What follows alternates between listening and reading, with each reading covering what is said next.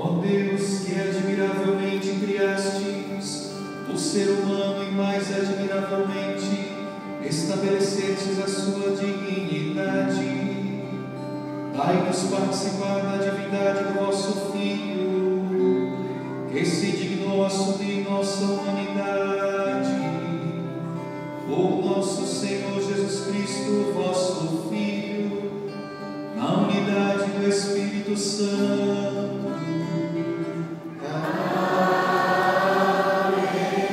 Sentados, vamos ouvir com bastante atenção a liturgia da palavra.